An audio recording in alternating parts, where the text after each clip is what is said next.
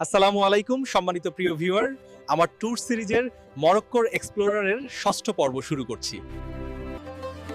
আজ আমি আপনাদের মরক্কোর তেতুয়ান অঞ্চলের বাকি দর্শনীয় স্থানগুলো দেখাবো। আশা করছি না টেনে পুরো এপিসোড উপভোগ করবেন।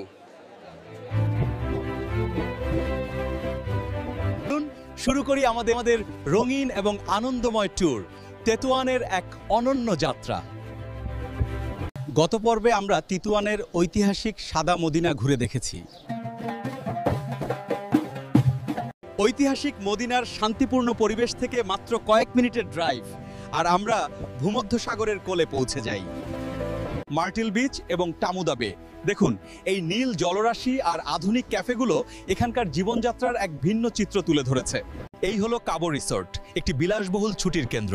এই আধুনিকতার ঠিক উল্টো দিকে দাঁড়িয়ে আছে ঘোরঘিজ পর্বত, রিফ পর্বত শ্রেণীর মহিমানীয়।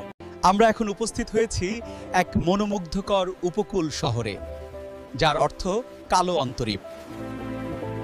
এটি মরক্কোর অন্যতম অভিজাত এবং আপমার্কেট রিসোর্ট এলাকা। আমরা এখন সেই বিরল সীমান্তের কাছাকাছি, যেখানে আফ্রিকা ইউরোপকে ছুঁয়ে আছে। সামনেই স্পেনের স্বায়ত্তশাসিত শহর সেউতা। মরক্কোর সীমান্তে দাঁড়িয়ে অন্য মহাদেশের একটি শহর দেখা এটি একটি অসাধারণ অনুভূতি। এখানকার ইতিহাস ভৌগোলিক সীমানার চেয়ে অনেক বেশি জটিল। তেলান, তেতুয়ান, সেউতা এবং মেলিল্লা, এই ত্রিভুজটি কেবল একটি সীমান্ত নয়, এটি সংস্থান। আমাদের পরবর্তী পর্ব মরক্কোর তানজিয়ার অঞ্চলের আসিলা শহর নিয়ে হবে। আমরা আপনাকে আমাদের 7ম পর্ব দেখার আমন্ত্রণ জানাচ্ছি। আল্লাহ হাফেজ, বিদায়।